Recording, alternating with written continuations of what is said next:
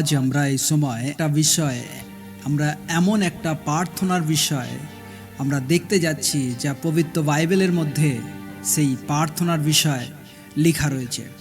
এজন্য সেই প্রার্থনার বিষয় হলো এমন একজন ব্যক্তির বিষয় যার জীবনেতে দাগ লেগেছিল, অপমানের দাগ লেগেছিল। শুধু অপমানের দাগ নয়, তার সাথে সাথে তার দরকারই ছিল। আর সেই প্রার্থনা শুধু তার দরকারই নয়, তার সেই প্রার্থনার দ্বারায় আগে গিয়ে একটা বড় দেশ আশীর্বাদ পায়। এই জন্যে সেই প্রার্থনার বিষয় আমরা দেখব। এই জন্য সেই প্রার্থনার বিষয় হলো হান্নার প্রার্থনা। আমরা দেখেছি বাইবেলের মধ্যে হান্নার প্রার্থনা বলে। আমরা সেই প্রার্থনার মধ্যে দেখব কি ধরনের প্রার্থনা হান্না করেছিল। হান্নার প্রার্থনার মধ্যে ছিল কি, হান্নার প্রার্থনার উত্তর হান্না কি করে পেল, কেন সদাপ্রভু তার প্রার্থনার জবাব দিল, এই বিষয়কে আমরা এই ভিডিওর মধ্যে, এই মেসেজের মধ্যে আমরা দেখব। আমরা যদি প্রথম স্যামুয়েলের পুস্তকের যদি প্রথম অধ্যায় দেখি, সেখানে হান্নার পরিচয় পাওয়া যায়। এখানে আমরা দেখি সেখানে জিরোহমের পুত্র এলিসকানা, তার দুটো স্ত্রী ছিল, একজন পানিন্না আর একজন হান্না। পানিন্নার তো সন্তান আর কন্যা ছিল, কিন্তু হান্নার ছিল না। আমরা দেখি পানিন্না হান্নাকে কি করতো, তানা লাগাতো। এই জন্যে এর কারণে হান্না দুঃখী ছিল। আর দুঃখী থাকার কারণ আমরা যদি দেখি, তার কারণ ছিল দুঃখী। পানিন্না দুঃখী করার কারণ ছিল পানিন্নার, কেননা এখানে আমরা দেখি তার স্বামী এলিসকানা হান্নাকে বেশি ভালোবাসতো। আর পানিন্নার সন্তানদের যা দিত তার থেকে দুগুনা কি দিত, হান্নাকে দিত। এই জন্যে পানিন্নার জ্বলন ছিল। হান্নাকে তার সন্তান না থাকার কারণে অপমান শুনতে হতো, অপমান বারবার শুনতে হতো। এই জন্য সে দুঃখী স্ত্রী ছিল বলে আমরা এই স্যামুয়েলের পুস্তক থেকে, প্রথম স্যামুয়েলের পুস্তক থেকে আমরা দেখি। কিন্তু আমরা যদি দেখি এখানে হান্না একদিন কোথায় যায়, একদিন সে শিলাতে যায় আর সেই মন্দিরে সদাপ্রভুর দ্বারেতে বসে প্রার্থনা করতে শুরু। হান্নার মধ্যে আমরা যদি প্রথম স্যামুয়েলের 2-1 অধ্যায় 10 বাক্য পড়ি, 10 থেকে 11 পর্যন্ত যদি পড়ি, সেখানে একটা প্রার্থনা হান্না সদাপ্রভুর সামনে করে। কি প্রার্থনা? হান্না সেই সময় সদাপ্রভুর উদ্দেশ্যে বাক্য বলে, তিনি কহিলেন আর রোদন করিলেন। আর কি বললেন? তিনি মনে মনে প্রার্থনা প্রভুর সামনে করলেন। কি? সদাপ্রভু, হে বাহিনীগণের সদাপ্রভু, যদি তুমি তোমার দাসীর দুঃখের প্রতি দৃষ্টি করো, আমাকে স্মরণ করো ও আপন দাসীকে ভুলে না গিয়ে আপন দাসীকে সন্তান দিও, তো আমি চিরকালের জন্য তাহাকে সদাপ্রভুর উদ্দেশ্যে নিবেদন করিব, তাহার মস্তকে খুর উঠিবে না। দেখো, এখানে আমরা যখন এই প্রার্থনার বিষয়কে আমরা দেখলাম, প্রার্থনা কি? আমাকে শুধু আশীষ করো, এই বদনামি থেকে সরাও। যে বদনামি আমার উপর লেগেছে, কে লাগাতো? সমাজ লাগাতো। আর তার থেকে বেশি পানিন্না লাগাতো।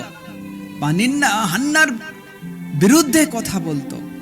এই জন্যে যে দাগ, যে অপমান হান্নার উপর লেগেছিল, হান্না সেই প্রার্থনা করে। আর আমরা দেখি, যদি আমরা দেখতে থাকি, সেখানে আর কি ঘটেছিল।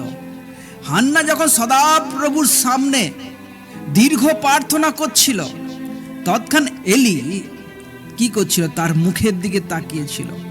কেননা হান্না মনে মনে প্রার্থনা করে, আর তার শুধু হট সেপ নড়ছিল, তার স্বর শোনা যায় না। এলিসা তার বুদ্ধির দ্বারা ভেবেছে হান্না কোনো দাক্ষরস পান করেছে। এলিয়া তাহাকে কহিল, তুমি কতক্ষণ মত্ত হইয়া থাকিবে? এখানেও দেখি হান্না দুঃখী হয়ে এলিয়াকে বলতে শুরু করে। হান্না তখন উত্তর দেয়, হে আমার প্রভু, তা নয়, আমি একজন দুঃখিনী স্ত্রী, দাক্রস কিংবা সুরা পান করি নাই, কিন্তু সদাপ্রভু সাক্ষাতে মনের কথা ভাঙিয়া বলিতেছি। প্রার্থনার মধ্যে আমরা দেখি এখানে সে মনের কথা ভেঙে ভেঙে বলতেছে, সদাপ্রভুর সামনে বিষয়কে রাখছে। আমরা এখানে দেখি সদাপ্রভুর সামনে তার মনের কথা সে খুলে বলছে। সেম কথা আমরা দাউদের বিষয়ে দেখি।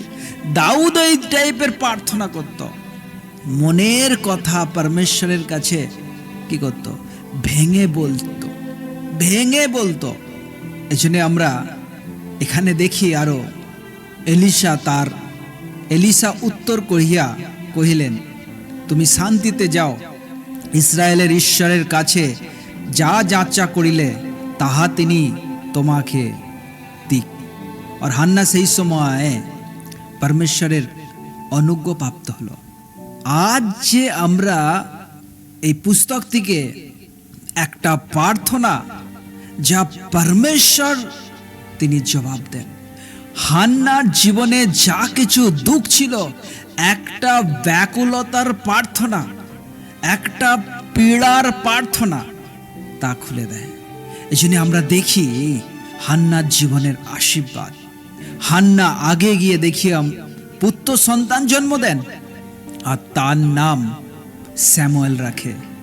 স্যামুয়েল রাখার উদ্দেশ্য তিনি বলেন, আমি ঈশ্বরের কাছ থেকে সদাপ্রভুর কাছে চেয়েছিলাম, তিনি আমায় দিয়েছেন।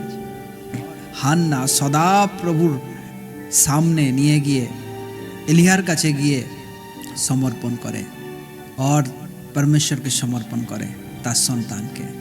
আমরা এখান থেকে দেখি সদা প্রভুর উপর যে বিশ্বাস রাখে और ব্যাকুলতার প্রার্থনা করে और परमेश्वरेর সামনে প্রতিশ্রুতি রাখে, परमेश्वर তার প্রার্থনা শুনে, সদা প্রভু তার প্রার্থনা শুনে। হান্না যে হিসেবে ব্যাকুলতার কথা, তার দুঃখের কথা ভেঙে ভেঙে প্রভুকে বলে এক ব্যাকুলতার প্রার্থনা রেখেছিল और বিশ্বাসযোগ্য প্রার্থনা রেখেছিল, और परमेश्वर সেই প্রার্থনা শুনে তাকে উত্তর দিয়েছে। এজন্য এই প্রার্থনা থেকে আমরা শিখি, আমাদের জীবনের যা কিছু দরকারি পড়ে বা আমাদের জীবনে যা কিছু আবশ্যকতা, আমরা যখনই এই ধরনের ব্যাকুলতার প্রার্থনা আমরা যখন परमेश्वরের সামনে রাখি, তিনি শুনে থাকেন। কেননা বাহিনীগণের সদা প্রভুর কান আছে, তিনি শুনেন, और বাক্য বলে তিনি আমাদের দিকে দৃষ্টি রাখেন। আমরা যত ব্যক্তি परमेश्वরের সামনে বিশ্বাসযোগ্য হয়ে প্রার্থনা করি, আমরা আশীর্বাদ পাওয়ার যোগ্য। এই জন্য তিনি আশীর্বাদ করে থাকেন। আমাদের জীবনের যদি আবশ্যকতা থাকে, হান্নার মতন আমরা যেন ব্যাকুলতার প্রার্থনা প্রভুর সামনে নিয়ে আসি। परमेश्वर দুঃখী ব্যক্তির প্রার্থনা, ব্যাকুলতার প্রার্থনা, परमेश्वরের সাথে একটা সম্বন্ধ, একটা চুক্তি প্রার্থনা প্রভু শুনে থাকে। এই জন্য এই বাক্যের থেকে প্রভু আমাদের শিখায়, আমরা যেন হান্নার মতন ব্যাকুলতার সহিত প্রার্থনা করি। যদি আমরা করি তো परमेश्वर তিনি শুনে জবাব। এই জন্য এই হান্নার জীবনের প্রার্থনা থেকে আমরা আজ প্রভুর থেকে আমরা আশীর্বাদ নিচ্ছি, আমরা শিখছি। হান্নার মতন আমাদের যেন প্রার্থনা যায়, চাই আমাদের জীবনে যেমনই কঠিনাই থাকুক, চাই আমাদের জীবনে যেমনই সংকট থাকুক, চাই আমাদের জীবনে যেমনই রোগ থাকুক, परमेश्वर আমাদের ব্যাকুলতার প্রার্থনা শুনে জবাব দেন। এই জন্য তিনি চান আমরা যেন এক ব্যাকুলতার সহিত परमेश्वরের সামনে প্রার্থনা করি। এই জন্য প্রভু এই বাক্যের দ্বারা আশীর্বাদ দান করুন। God bless you.